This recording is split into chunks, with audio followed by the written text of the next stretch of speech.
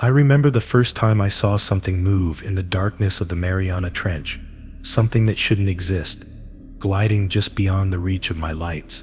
Down here there are 11 rules we must follow to survive, and breaking even one can be fatal, though no one says exactly what happens if you do. I thought I understood them at first, but the deeper we went, the more the rules felt like lifelines tethering me to reality. Now, as shadows pulse around the submersible and whispers of movement brush past the hull, I realize I might have already ignored the first rule, and I can't tell if I'll make it out alive. The Mariana Trench is a place where light itself fears to exist.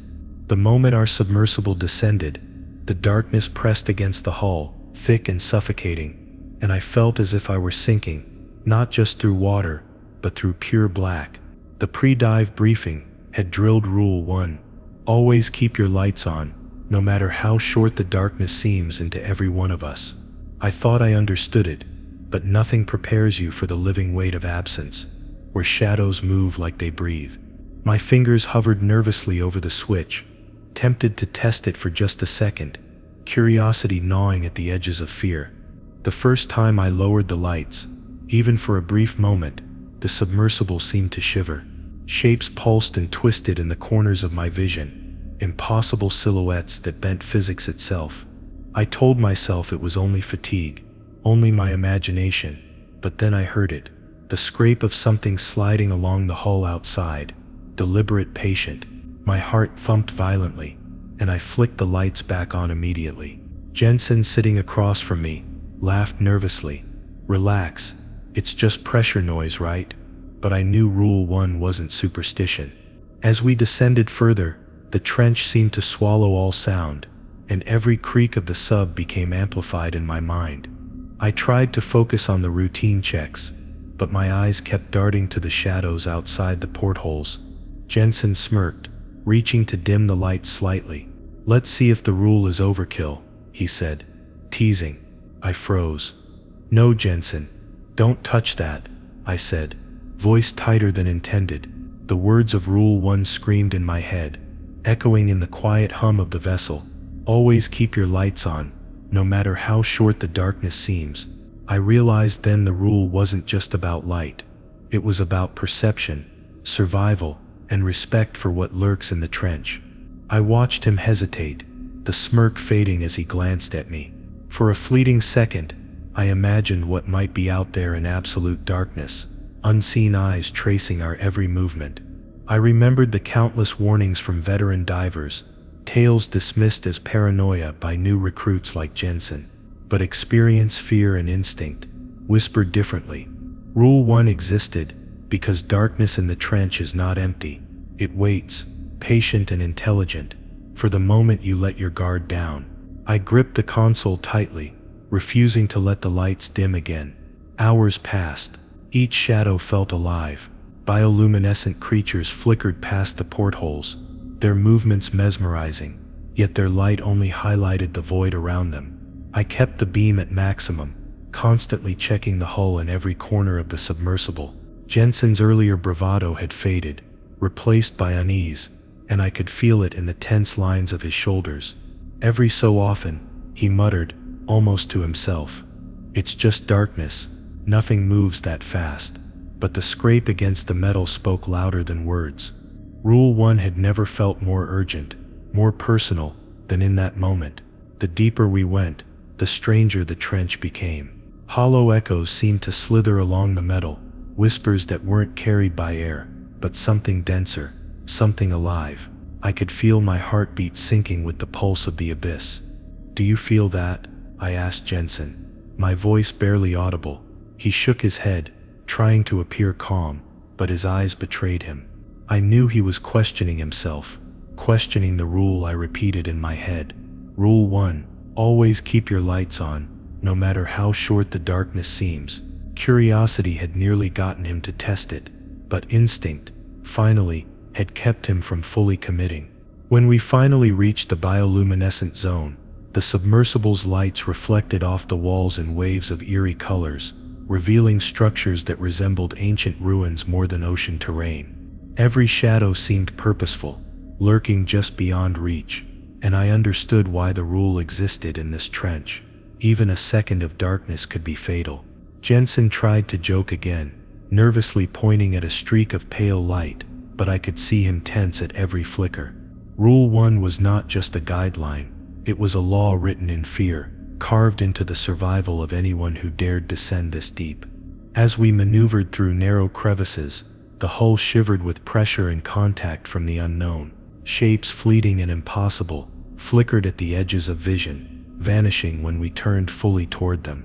I remembered the moment I almost tested the lights myself, a small lapse of curiosity, and shuddered. Jensen glanced at me, eyes wide, whispering, "I didn't think it would feel like that." I didn't answer, because even saying Rule 1 aloud felt like inviting the darkness to notice us.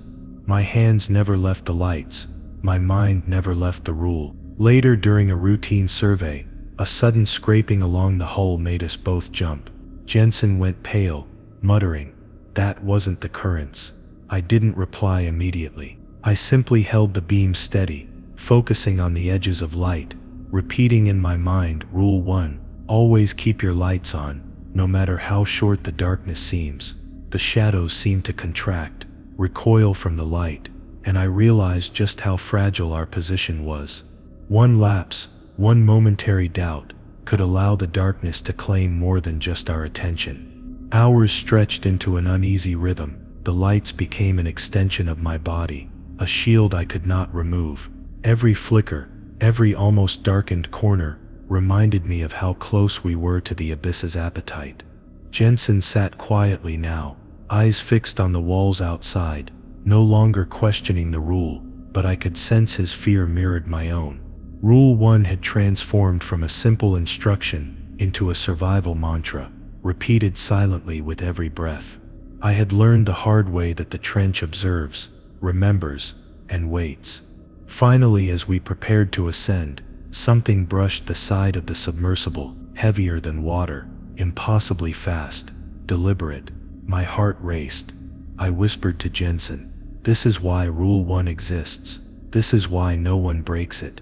He nodded, silence stretching between us, filled only with the hum of the sub and the oppressive pressure of the trench. The shadows had not followed us to the surface, but I knew they were patient, waiting, and that night I understood the weight of a rule I had almost ignored. Rule 1 was no mere guideline, it was the thin line between being observed and being consumed. The moment we started ascending, I realized how loud even our breathing could feel in the oppressive quiet. Rule 2. Never make a sound, not even a whisper. In the trench's silence flashed in my mind like a warning siren. The darkness outside the portholes seemed to lean closer, listening, as if waiting for a mistake. Jensen shifted slightly in his seat, and the soft scrape of his glove against the console made me flinch.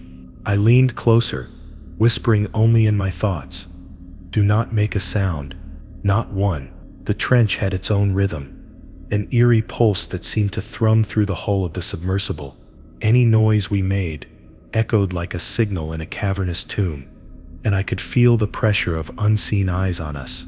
I remembered the first time the captain explained Rule 2, stressing that even the tiniest whisper could attract attention we didn't want. It was hard to imagine, but now I understood. The silence down here wasn't empty. It was aware, deliberate, and unforgiving. Jensen tried to speak, probably to break the tension, but I grabbed his arm gently. "Remember Rule 2, I said, my voice barely audible over the hum of the sub's engines. His eyes widened, a mix of fear and annoyance, but he stayed silent. The momentary lapse reminded me how fragile our control over this environment was. Down here, sound was not just sound, it was a beacon, a way to announce your presence to something that lived where no human should tread. As we descended further into the lower trench, the darkness thickened, and the silence became almost tactile. The hum of the submersible was the only thing separating us from complete awareness of the abyss. Yet even that small noise seemed intrusive. I recalled Rule 2 again, imagining the consequences of a whisper, a laugh, even a cough. The pressure of the water outside felt almost sentient, pressing in response to the sounds we made. as if it could judge our survival by our obedience. Hours into the silent ascent, I noticed something moving in the corner of my vision, a shape twisting and darting like it knew we were watching. I didn't dare breathe too heavily. Rule 2: never make a sound, not even a whisper, in the trench's silence. I kept repeating it to myself, a protective mantra, as the object lingered at the edge of our lights. Jensen's eyes flicked to it too, and for the first time he was genuinely silent, every trace of skepticism gone. The deeper we went, the more I noticed the trench responding to our presence. Shadows stretched differently whenever we moved, shapes pulsing in rhythm with our cautious breathing. I tried to imagine the creatures out there, patient and intelligent, waiting for any slip, any sound to guide them closer. I whispered nothing but held my breath so often, my chest ached, every nerve screamed the same lesson. Rule 2 was not a suggestion, it was armor. Then, without warning, the sub shook slightly, a soft vibration traveling through the hull. My heart raced, and I held perfectly still, eyes locked on the portholes. Jensen's hand twitched near the console, and I silently reminded him. Rule 2: the subtle scrape of his fingers against metal could have been catastrophic. Out there in the trench's infinite darkness, sound traveled farther than light.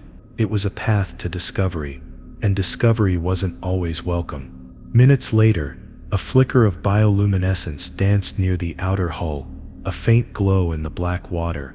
I froze, aware that even the slightest intake of breath could betray us. The glow pulsed rhythmically, almost as if it were listening to our heartbeat, our silence, waiting for a slip. Rule 2 had never felt heavier, and I realized why veterans never spoke once they reached this depth. They survived by becoming invisible, not just in sight, but in sound. Jensen finally whispered, so low I almost didn't hear it. I get it now.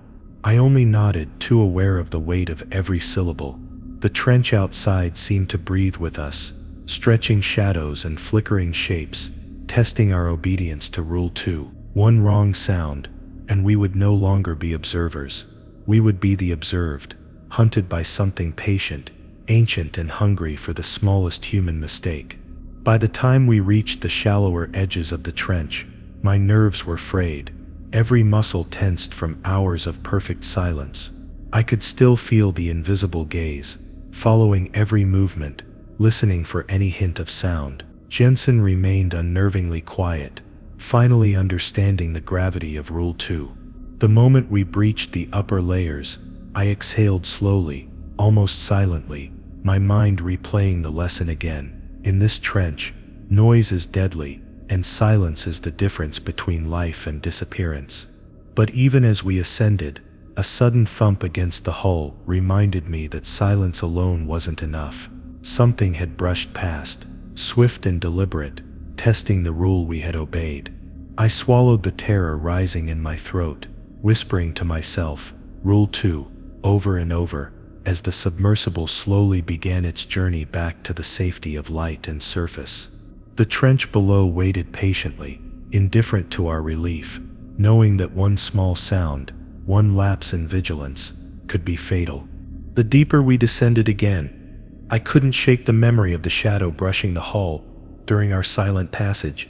It was a reminder that the trench held more than darkness. It held intent. Rule 3: never touch anything unfamiliar, no matter how harmless it seems, pulsed through my thoughts like a heartbeat. One of the 11 rules that govern survival here. Jensen reached toward a strange pale growth clinging to the outer porthole, curious fingers twitching over the cold metal. I shot him a sharp glance. Do not, I whispered, though barely audible, hoping the weight of the rule would stop him. He hesitated, smirking nervously. It's just algae, right? Or some weird coral. His laugh was low, but even that felt risky in the trench. I could feel the sub trembling subtly, the water outside pressing closer, patient, aware. I recalled the old tales of divers who ignored this very rule and vanished without a trace. Even the bioluminescent creatures, which seemed harmless, had a rhythm that could become dangerous if disturbed. Touching was not curiosity, it was invitation. Rule 3 was clear, and the consequences were too real to risk. Despite the warning, Jensen's fingers brushed the growth. A shiver ran through the hull, subtle but unmistakable, like the trench itself had taken offense. I recoiled, eyes wide, realizing that the rule was not arbitrary. It was protection. My mind raced through what could happen: contamination, predatory attention, or something far worse, something the trench had already adapted to recognize as a threat. I gripped my seat, whispering the words again to myself. Rule 3: never touch anything unfamiliar, no matter how harmless it seems, as if repeating them could ward off what I had just provoked. The strange growth pulsed faintly, reacting to Jensen's touch, almost like it had sensed his curiosity. I felt an urgent need to remind him of the stakes. Pull back, now, you don't know what that is. His smirk faded, replaced with unease, as he slowly removed his hand. Even so, the tension remained, a tangible line in the submersible that we had crossed. Rule 3 wasn't just precaution, it was a boundary that separated observation from catastrophe, and every fiber of my body recognized that the trench had tested us, and we had almost failed. Minutes later, a faint scraping along the hull reminded me of the previous shadow. The growth outside had not simply been harmless coral, it had moved subtly, almost in response to Jensen's curiosity. I realized the rule wasn't about fear. It was about survival. One touch, one breach of protocol, and the trench responded. Jensen's eyes darted nervously, and I saw him finally internalize the lesson. Rule 3 is not optional. I gripped the console, repeating it silently, trying to etch it into both our minds. As we maneuvered past jagged ridges and tunnels, I couldn't stop scanning for anomalies. Every pale flicker, every unusual formation, could be alive, could react to a single careless motion. The lights illuminated the strange creatures clinging to walls, and even their harmless appearances felt threatening. I remembered the chilling stories from old expeditions, diver logs, describing disappearances after touching seemingly inert objects. Obedience to Rule 3 was not just a rule, it was the line between life and vanishing into the abyss. Jensen finally broke the silence. I didn't think it would react, he muttered, voice tight. I only nodded, aware that speaking at all could invite attention. Rule 3 had been violated just enough to make the trench take notice, but thankfully, we had not yet suffered the worst. Still, I felt the weight of every object outside the portholes, and the trench seemed to loom closer with each cautious movement we made. Every strange shape was a potential threat, and I clutched the console tighter, whispering Rule 3 to remind myself that this was no longer a theoretical rule, it was a living, breathing law. Then, as we navigated a narrow crevice, a cluster of glowing organisms shifted unnaturally, almost toward the sub, as if aware of our presence. My pulse quickened, and I remembered Jensen's curiosity again. Any touch, any interaction, could have been fatal. The trench tested boundaries constantly, using even minor mistakes to mark us. I felt a strange pressure on the hull, subtle but undeniable, and whispered again, Rule 3, letting the mantra keep the panic from overtaking me. The lesson was terrifyingly clear. Curiosity could kill here, and the trench could wait indefinitely for the next lapse. Hours stretched, and the submersible creaked under the immense pressure, every groan of metal amplified in the oppressive silence. Every strange formation outside the portholes felt sentient, responding to our movements with subtle, impossible intelligence. I forced myself to repeat Rule 3, never touch anything unfamiliar, no matter how harmless it seems, imagining the consequences of even the smallest misstep. Jensen sat rigidly, hands folded, understanding that every shadow, every object could carry the weight of the abyss itself. By the time we began ascending, the lesson of Rule 3 had burned into both our minds. Even the briefest lapse had been enough to trigger reactions we couldn't fully explain. The trench below was patient, watching, testing, ready to punish curiosity. I kept my hands near the console, my eyes scanning every surface, whispering Rule 3 like a prayer. The dark water receded slowly, but I could still feel the weight of what we had almost provoked. Touching anything unfamiliar down here was no longer about exploration. It was about survival, and disobedience was a gamble. The abyss always wins. As we finally breached the upper layers, the familiar hues of filtered light from above offered little comfort. My hands shook slightly from the tension, and I caught Jensen staring at me, pale and silent. No words were needed. We had both understood. Rule 3 was absolute. Any momentary lapse could have dragged us into shadows that would have been impossible to escape. The trench had tested our obedience, and though we had survived, I knew that breaking a rule, even slightly, would have consequences we were only beginning to understand. The trench seemed to deepen with every passing moment, the black water outside stretching endlessly, swallowing light like it had a hunger. I remembered Rule 4, never look directly into the shadows. Some things see back, and my chest tightened as the shapes outside the portholes began to slither in unnatural patterns.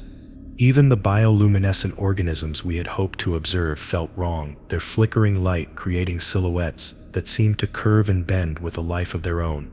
Jensen glanced sideways at me, curiosity warring with fear, and I gripped the console tighter, hoping my tension could warn him without words. As we navigated a narrow crevice, a shadow shifted along the trench wall, impossibly fast, yet deliberate. My instincts screamed at me to turn my head and see it clearly, but I forced my gaze on the illuminated path ahead.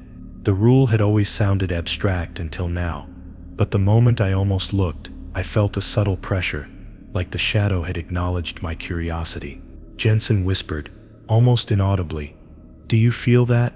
I swallowed, remembering Rule 4, repeating it silently. "Do not look, do not look," as if the mantra alone could keep the abyss at bay. Hours passed, and the submersible became a fragile bubble of light in the infinite dark. Every twitch in the shadows made my stomach coil, a visceral warning that obeying Rule 4 was as much about mental survival as physical. Jensen reached for a monitor to track the silhouettes moving beyond the porthole, and I shot him a warning glance. "Stop, don't," I hissed.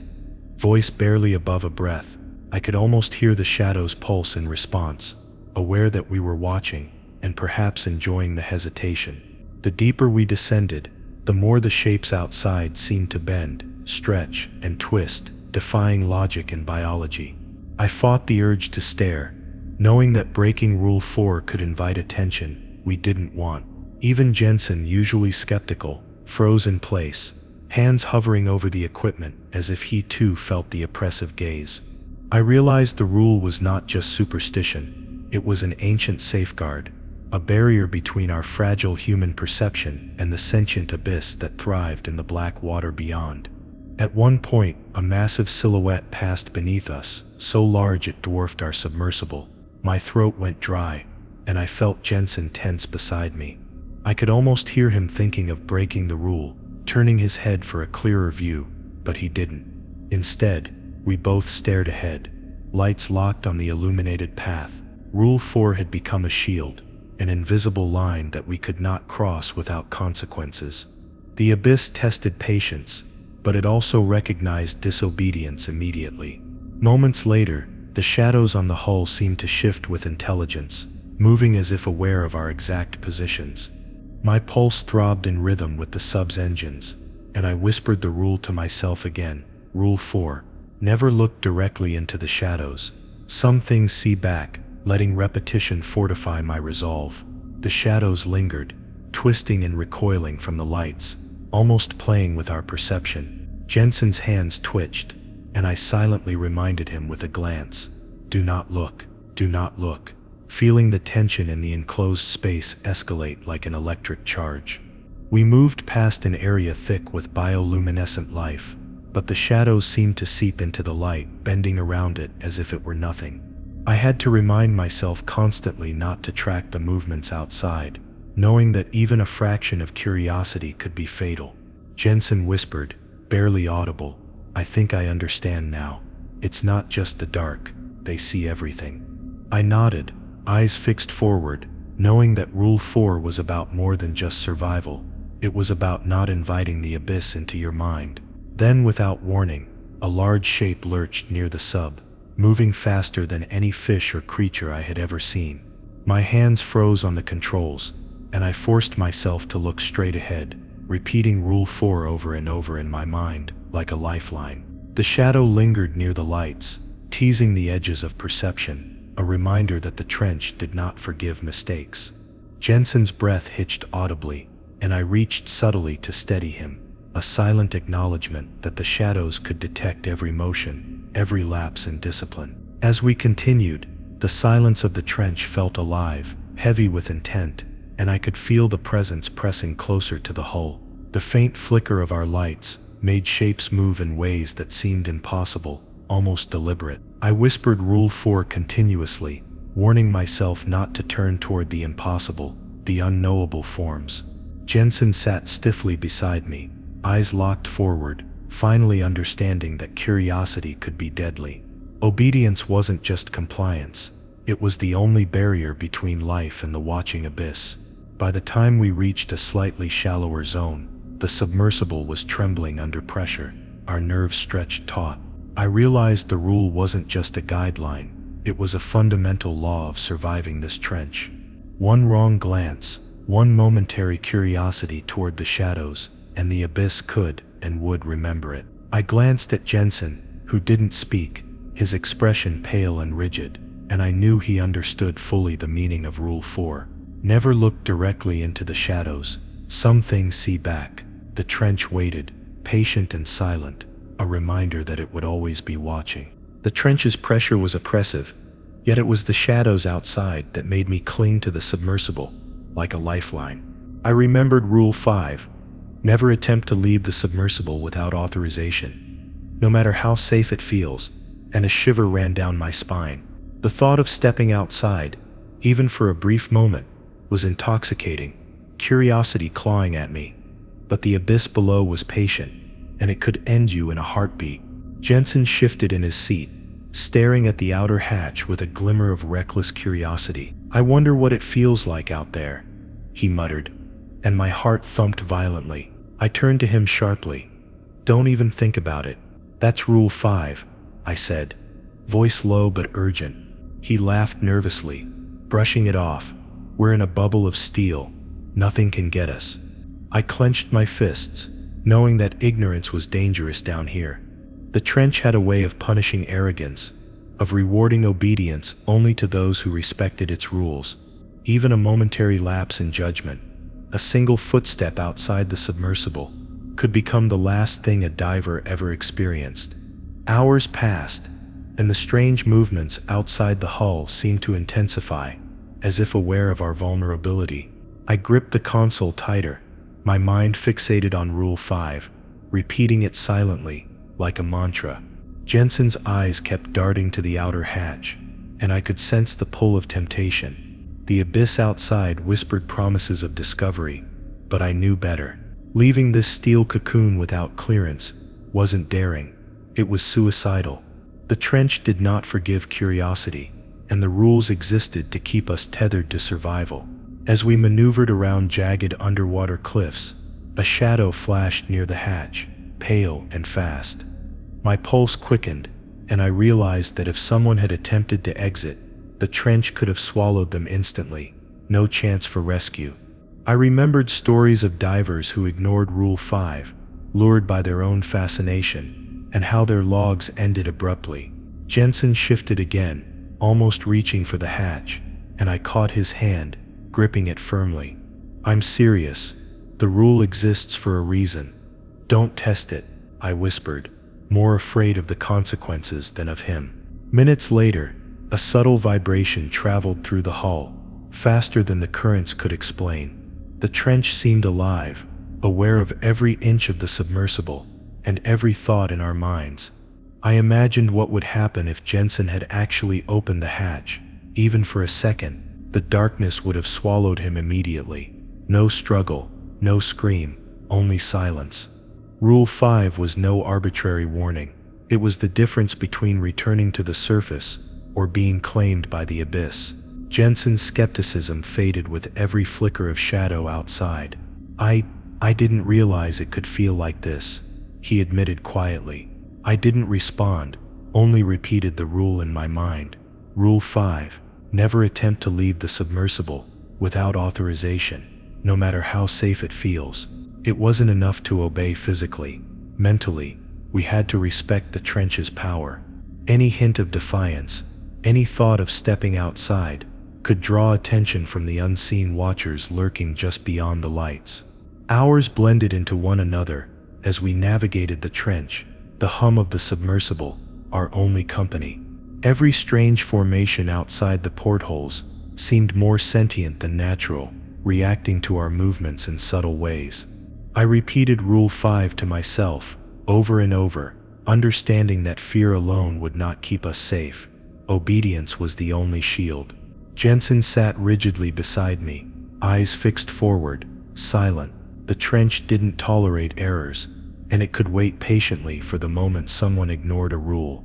Suddenly, the sub trembled, a more deliberate vibration this time, as if something outside had brushed the hull purposefully.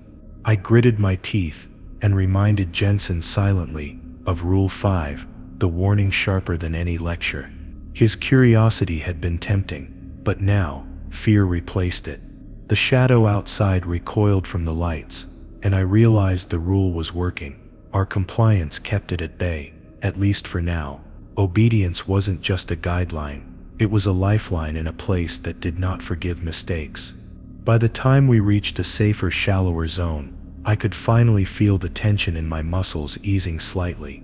But the lesson of Rule 5 lingered, etched into my mind, with a weight heavier than the trench itself. The shadows had observed us, tested our will, and the moment we had almost violated the rule had been enough to provoke their awareness.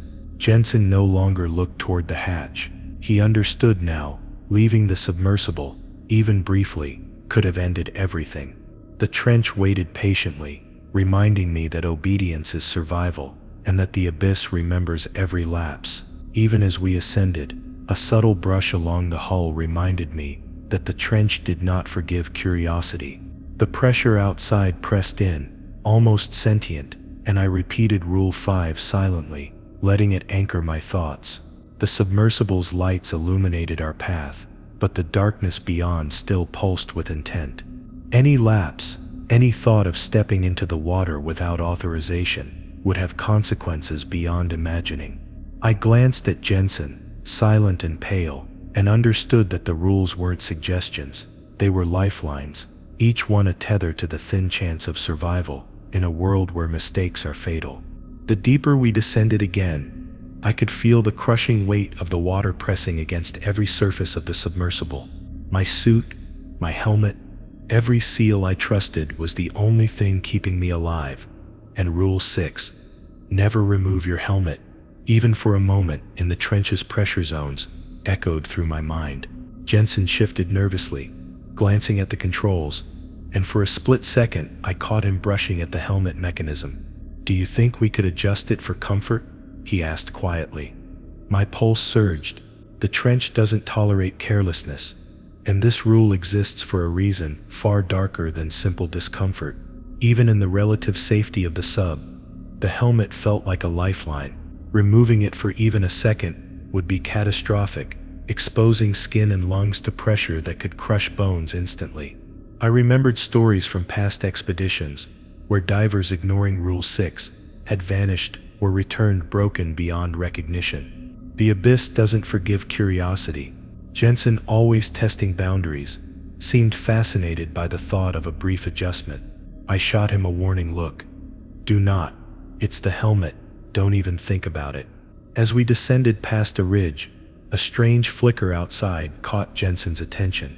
He instinctively reached toward the helmet's latch, curiosity overriding caution.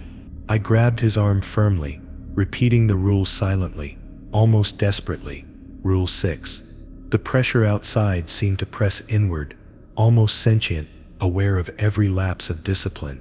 The sub shook subtly, as though reminding us that even the smallest breach could have consequences far worse than panic or discomfort. Obedience was not optional, it was survival. The lights illuminated the surrounding trench walls, revealing formations that bent light in strange ways. Shadows slithered in patterns I could never have imagined, and I felt the urge to peek outside, to see how close the abyss truly was. The helmet kept me tethered, not just physically, but mentally, reminding me that there were boundaries I could not afford to cross. Jensen, pale-faced, finally understood the stakes as the sub trembled again. Rule 6 wasn't about comfort or protocol. It was the thin line between life and immediate death in these crushing depths. Hours passed, and the submersible hummed with the tension of the abyss surrounding us. Every shift of pressure against the hull made me tighten my grip, conscious of the helmet's role in survival. I repeated Rule 6 over and over in my mind, almost like a prayer, aware that the trench was patient and observant. Jensen had stopped questioning it, but I could see the lingering temptation in his eyes. The abyss seemed to feed on curiosity, on small mistakes, and the helmet symbolized the fragile boundary between us and oblivion. Then, without warning, a subtle shift in the water outside made the sub shudder. I felt a rush of panic, imagining what would happen if the helmet were loose, if one of us tried to remove it in this zone. I glanced at Jensen, who stared at the outer porthole as if testing the rule with his eyes. "Do you realize what could happen?" I asked, voice tight. He swallowed and nodded, finally grasping the magnitude of Rule 6. Never remove your helmet, even for a moment, in the trench's pressure zones. The momentary awareness of danger made the shadows outside seem more alive, pressing closer. We navigated further into the trench, where strange formations protruded like jagged teeth, some pale, some glowing faintly. The helmet felt heavier with every turn, a tangible reminder of the pressure outside.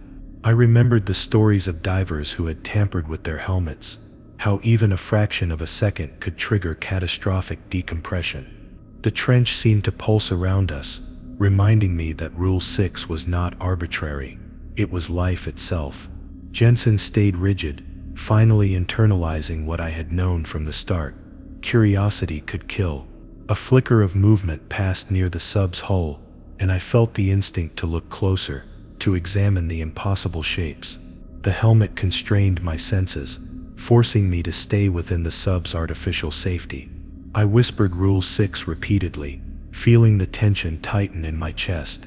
Outside, the trench seemed aware of our every thought, our every desire to test limits. Jensen's hands hovered near the helmet, but he didn't touch it. He had learned that rules here were not mere instructions. They were shields against a darkness that didn't forgive mistakes. Hours stretched endlessly, the submersible illuminated by the faint glow of its own lights, shadows moving unpredictably beyond. Every breath was a reminder of how fragile our safety was. Rule 6 was drilled into me, not because the helmet was uncomfortable, but because the trench itself could reach in and punish weakness. Jensen finally whispered, barely audible, "I get it now. I see why we can't even think about removing it." I nodded silently, feeling the weight of the abyss pressing around us. Obedience was survival, and the helmet was the thin barrier keeping the darkness at bay. Finally, as we prepared to ascend, a sudden scrape along the submersible's side reminded us how close we had come to disaster. I gripped the controls tighter, whispering Rule 6 one last time, letting it anchor my focus. Jensen's face was pale, and he didn't speak. The trench below waited patiently, indifferent to our relief. Removing the helmet, even briefly, could have ended everything. The abyss had tested our vigilance, and we had survived, but only because we respected Rule 6 with every fiber of our being. The deeper we sank into the trench, the more I realized the silence wasn't empty. It was a language. Rule 7. Never communicate with unknown signals or noises. Outside the submersible echoed through my mind, warning me that even the faintest curiosity could trigger something deadly. Hours earlier, we had heard a faint pulsing sound emanating from the trench walls, rhythmic, almost musical, yet profoundly alien. Jensen, ever the skeptic, reached toward the sonar console, fingers trembling with the temptation to respond. My heart thumped violently as I grabbed his hand. "Do not answer it," I hissed. The pulsing continued, a cadence that seemed to vibrate through the submersible's metal hull. My pulse matched it unconsciously, and I felt an unnatural awareness pressing from the water outside. I remembered every story where divers had tried to mimic or respond to the trench's strange noises, only to vanish or return changed. Rule 7 wasn't about superstition. It was a shield. Any interaction with these sounds could mark us, lure something toward us that the abyss had already prepared to test. Jensen shook his head, nervously laughing. "It's probably just geology, or some deep-sea creature communicating." I stared at him, heart in my throat. "It doesn't matter if it's a creature or geology. You never respond. That's Rule 7. Do you understand?" His smile faltered, replaced by tension, as the rhythm of the pulses seemed to intensify. Even the sub's lights felt weaker against the oppressive dark, which seemed alive, listening, testing. Obedience was the only way to survive. Minutes dragged by as we drifted near a cluster of glowing organisms. Their pulses synchronized eerily with the mysterious noises outside, and I fought the urge to hum or tap along, instinctively knowing that any attempt to communicate could be disastrous. Jensen's fingers twitched near the controls again, and I caught him with a subtle but firm grip. Rule 7 demanded silence, vigilance, and respect. Even a single curious response could draw attention. We could not escape. The submersible creaked under the immense pressure, and the noises outside seemed to respond subtly to every movement we made. Shadows shifted, long and unnatural, moving toward our lights and then receding just as quickly. I whispered Rule 7 repeatedly, mentally drilling the words into myself, feeling the pulse of the trench align with our own heartbeat. Jensen remained rigid, his eyes wide, finally realizing that the trench had patience and memory, an awareness that punished mistakes relentlessly. Then, without warning, the pulsing shifted pitch, lower and faster, resonating through the hull like a deep growl. I felt it vibrate through my chest, and instinctively, I froze, repeating Rule 7. Never communicate with unknown signals or noises outside the submersible over and over. Jensen swallowed audibly, but did not touch the controls. The abyss outside seemed to test our resolve, pushing, prodding, seeing if we would falter. One wrong signal, one curious hum, and the trench could have retaliated in ways we could never predict. Hours passed, our eyes darting between the shadows and the flickering lights outside. The pulsing noises became more insistent, almost as if aware that we were obeying the rule. It was terrifying, the idea that the trench could sense our compliance, judging our every movement, every thought. I gripped the console tightly, repeating Rule 7 silently. Jensen, usually impatient and inquisitive, sat frozen, understanding fully for the first time why no diver should ever attempt communication with these sounds. Curiosity, I realized, could be fatal. A sudden vibration brushed the submersible's side, more deliberate than the currents could explain. I felt a shiver run through me, a warning that the trench was testing our discipline.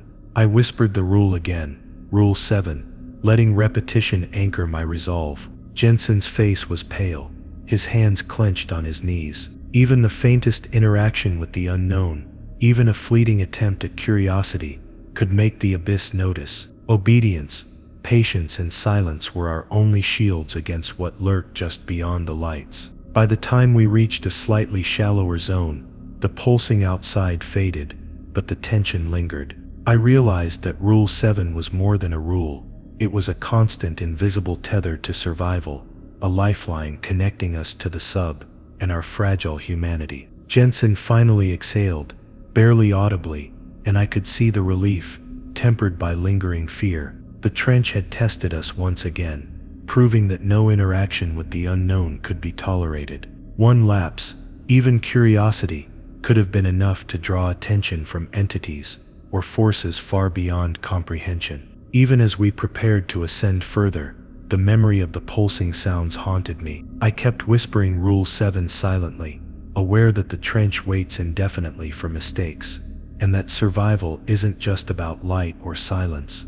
but also about never inviting contact. Jensen sat rigid, pale and thoughtful, fully aware now that even a single signal could spell disaster. The abyss below remained patient, immense, and fully aware. The lesson was clear: never communicate with the unknown, because some things in the trench do not forgive disobedience. The trench had a rhythm, a life of its own, and I realized how easily it could twist even the smallest lapse into disaster. Rule 8. Never leave a light unattended.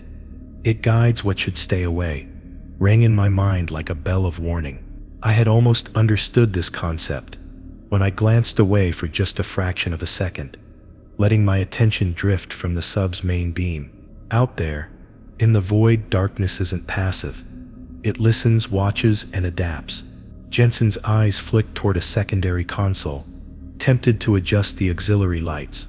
I froze, my hand snapping to his arm, whispering the rule in his ear. Hours of navigation had trained my eyes to the subtle difference between shadow and solid shape. Yet every time I looked away from the primary lights, the trench seemed to reach closer. Shapes shifted unpredictably, almost teasing, but never fully revealing themselves. I recalled older divers' accounts of how unattended lights had lured predators, or worse, unknown entities, toward explorers who had underestimated the abyss. Rule 8 wasn't arbitrary. It was protection, a lifeline we clung to with every careful movement. Jensen, still the skeptic, but visibly more cautious, glanced at a dim panel, murmuring, "Do you think the lights really attract something?" I didn't answer immediately.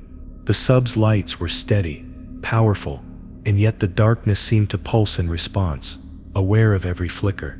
"That's Rule 8, I whispered finally. "Even a second of inattentiveness can guide what should never find us." He shivered, staring at the shadowy corridor beyond the submersible's lights. The trench was patient, but it never forgot. A sudden scrape along the hull reminded me just how close the abyss could get. Shadows seemed to edge closer whenever a light flickered or dimmed, almost like they were testing us. I gripped the console tightly, repeating Rule 8 silently, forcing focus into every motion. Jensen kept his gaze locked forward, every flick of his eyes measured and careful. The trench rewarded obedience and punished even the smallest lapse of attention. 1 second, one hesitation, could make the difference between survival and vanishing into the deep. As we navigated a series of jagged ridges, bioluminescent creatures swirled past, their faint glow juxtaposing the trench's oppressive blackness. I found myself mesmerized for a fraction of a second, almost forgetting the main light's importance. The memory of older dives where explorers had glanced away and never returned surged through me. Rule 8. Never leave a light unattended. It guides what should stay away. Repeating it silently was no longer a choice. It was a mantra anchoring my sanity. Jensen, restless yet careful, fidgeted with the sub's auxiliary panel again. I grabbed his hand firmly, shaking my head.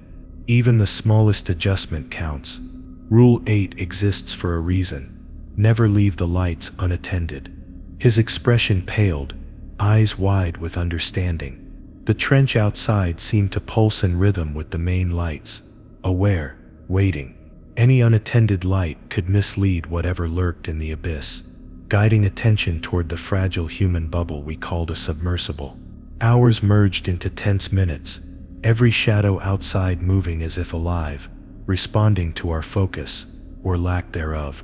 The trench seemed to mock inattentiveness, emphasizing that even a single lapse could be lethal. I whispered Rule 8 over and over, watching the lights as if my life depended on them. Jensen, finally silent, followed suit, his hands hovering above controls but refusing any action that might inadvertently dim the beam.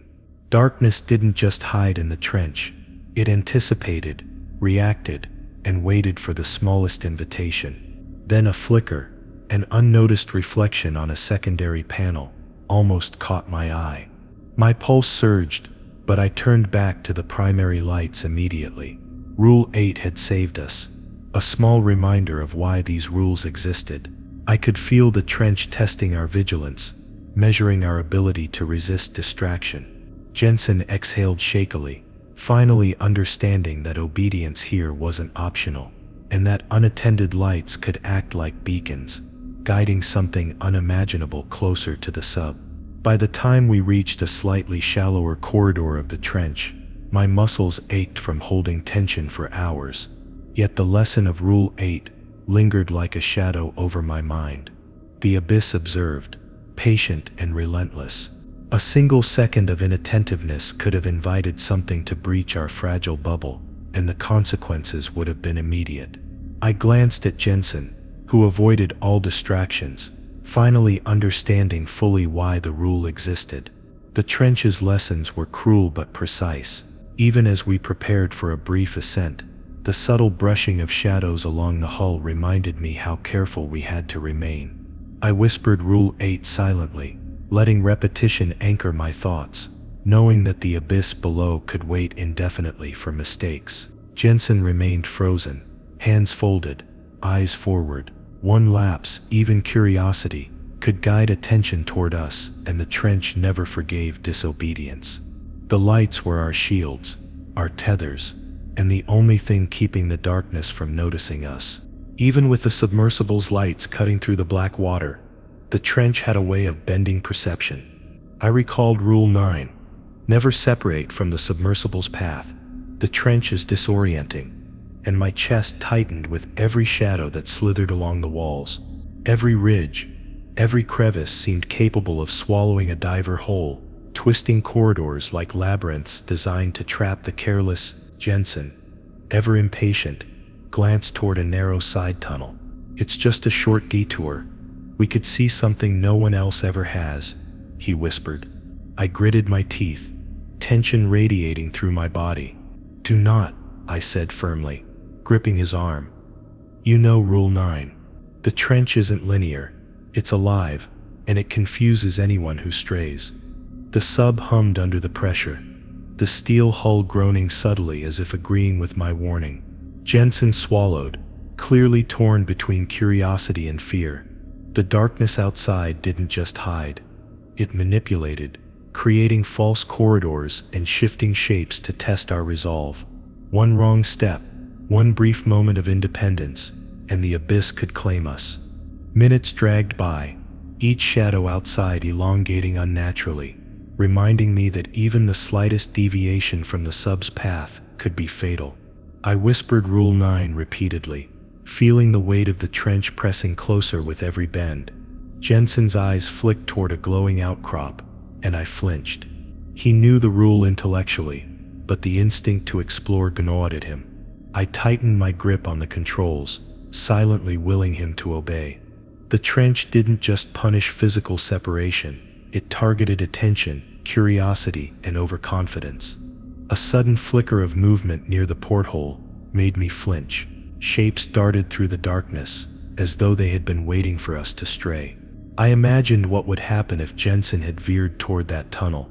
Disorientation would set in immediately, and the trench could swallow him whole without a trace. Rule 9 wasn't merely a precaution, it was survival encoded into our instincts. Jensen, finally understanding the depth of danger, froze in place, eyes wide, hands clenched on his knees. Hours passed, the submersible following the predetermined path, while shadows twisted and pulsed around us. I forced myself to focus, repeating Rule 9. Never separate from the submersible's path. The trench is disorienting like a mantra. Every ridge, every subtle flicker in the black water felt sentient, watching, anticipating, ready to exploit any lapse in discipline. Jensen's restlessness faded, replaced by grim awareness. We were not in a simple underwater canyon. We were in an alien patient labyrinth, designed to prey on those who defied its rules. A faint tremor along the hull reminded me that the trench tested every moment of obedience. The path we followed wasn't just guidance, it was protection, a fragile boundary between us and the infinite darkness. I whispered Rule 9 again, letting the words anchor my thoughts. Jensen's gaze remained forward, finally accepting that curiosity, in this environment, was not bravery, it was death. The trench waits indefinitely, patient and indifferent, but it does not forgive separation. As we approached a narrowing canyon, a shadow shifted along the edge of the lights, faster than I could track. I felt a cold pressure in my chest, a warning, as if the trench itself exhaled. I repeated Rule 9, imagining the countless explorers who had ventured off-path and never returned. Jensen, now silent and tense, seemed to understand fully. One wrong deviation could mean permanent disappearance. Obedience wasn't optional, and the path was the only lifeline we had. The sub creaked under immense pressure as we moved, every turn requiring focus and vigilance. Shadows twisted along the walls in impossible patterns, and I forced myself to concentrate on the route, whispering Rule 9 again. The abyss outside seemed to respond to any lapse, and even the faintest desire to stray was punished with heightened awareness from the dark. Jensen's fingers hovered near the controls but did not move, a clear sign that the rule had sunk in. By the time we reached a slightly shallower corridor, the tension in my body had eased only slightly. Yet the lesson of Rule 9 lingered with every pulse of the submersible, every flicker of the darkness outside. The trench didn't just disorient physically, it preyed on the mind, exploiting impatience, curiosity, and hubris. Jensen finally exhaled, silent, pale-faced, having internalized the danger of leaving the submersible's designated path. The abyss waits patiently, aware of every step, every deviation. Even as we began a cautious ascent, the shadows brushed past the sub, almost as if testing our discipline one last time. I whispered Rule 9 silently, letting it root my focus. One misstep, one lapse in adherence, and the trench could claim what wandered too far from the path. Jensen, rigid and pale, didn't move, eyes forward. The abyss remained patient, immense and aware, teaching once again that separation here isn't a mistake. It's a death sentence. Even with all our instruments calibrated, I could feel the trench bending perception, warping the lines between reality and illusion. Rule 10, never trust the sonar readings. The trench distorts reality, echoed through my mind, a chilling reminder that technology could mislead as easily as curiosity. Jensen leaned over the console, squinting at the sonar screen. It looks like there's a tunnel up ahead, he said, excitement creeping into his voice. I froze, gripping the edge of the console. Don't trust it, I warned, voice low but urgent. The abyss doesn't need eyes. It manipulates what we perceive, and sonar was just another tool to trap the unwary. The deeper we descended, the more the sonar screen flickered with anomalies, shapes that could not exist, distances that made no sense. I felt my stomach tighten, knowing that relying on the instruments was dangerous. Rule 10 wasn't about paranoia, it was survival. Every echo could be a lure, a phantom designed to draw us into the trench's labyrinth. Jensen's curiosity was palpable, fingers hovering over the controls, and I could feel the old tension flare. Ignoring the rule here could have disastrous consequences. The sonar emitted faint pulses that reflected off the trench walls, bouncing back distorted signals, shapes that warped and stretched. I repeated Rule 10 silently, trying to anchor myself in reality. Jensen leaned closer, eyes wide, muttering, "But it shows a clear path." I shook my head, almost pleading.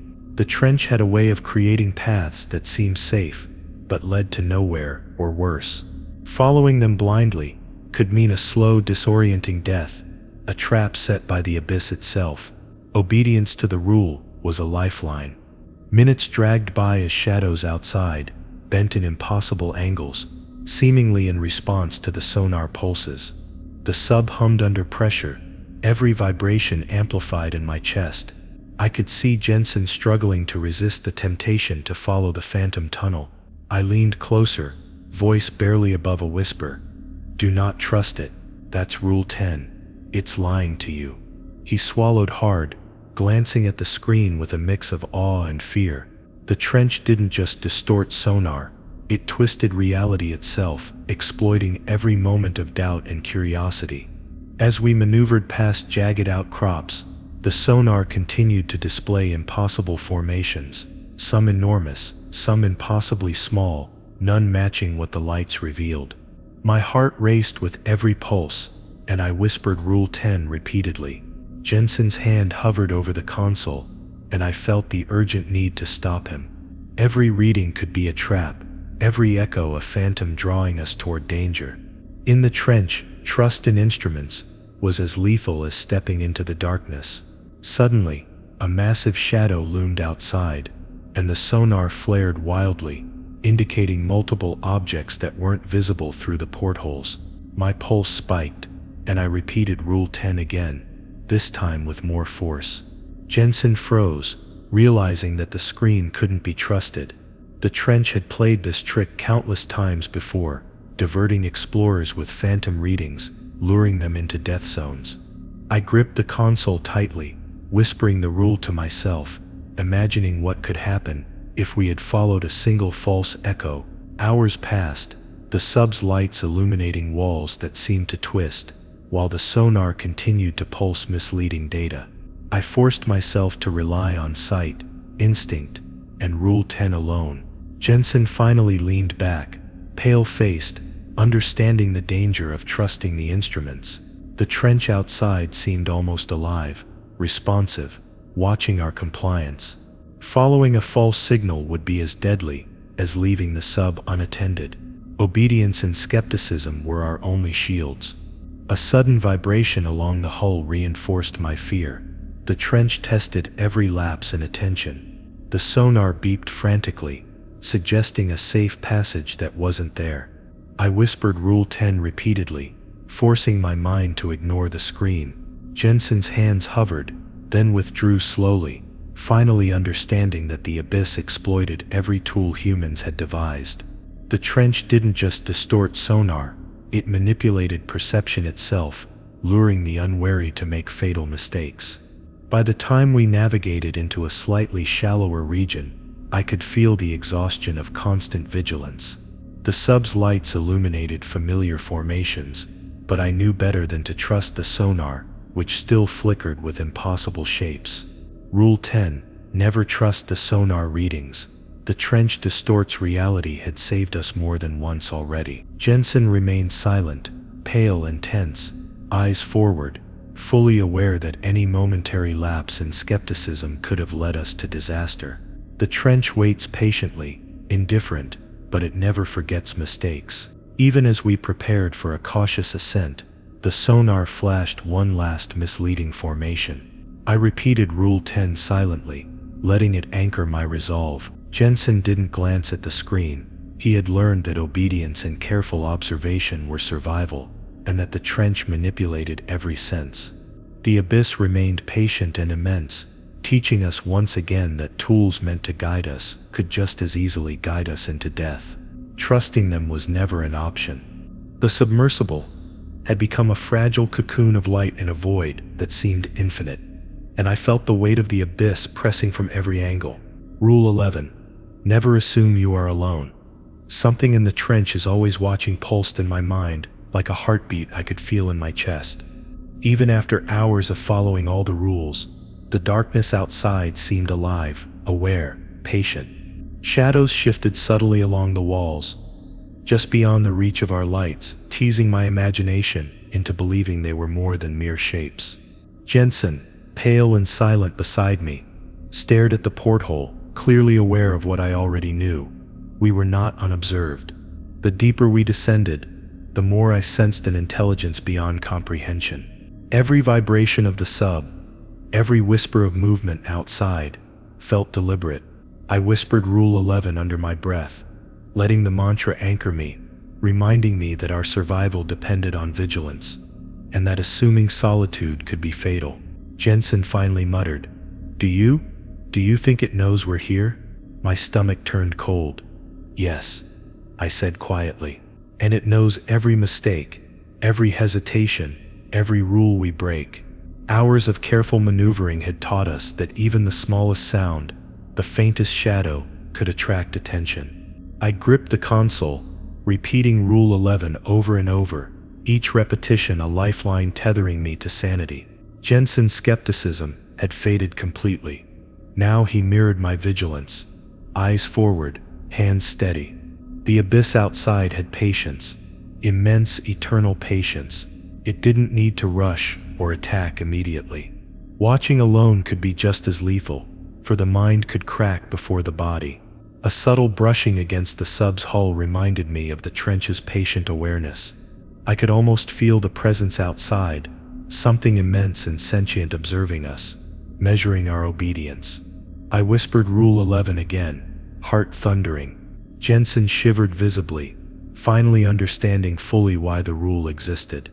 We had navigated light, path, pressure, and instruments with caution, but none of it mattered if we ignored this final, overarching truth. We were never truly alone. The abyss had always been present, watching silently, waiting for the moment to claim the careless. The sublights flickered, and for a split second, I imagined a figure, impossible in size and form, silhouetted just beyond the glass. My pulse raced, and I forced myself to focus, repeating Rule 11, never assume you are alone. Something in the trench is always watching like a lifeline. Jensen leaned back, silent, eyes wide with recognition, understanding finally that everything we had obeyed until now was not just protocol, it was survival.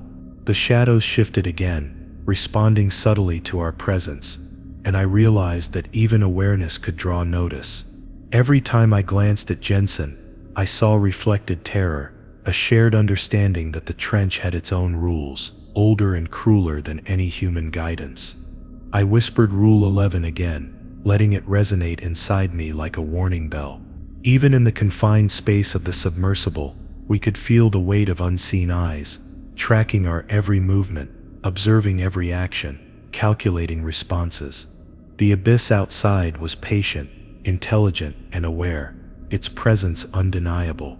Hours blurred together, and every shadow, every flicker, every vibration reinforced the truth of Rule 11. We were not alone. The trench's sentience seemed to wrap around the sub, a constant silent pressure that tested our nerves.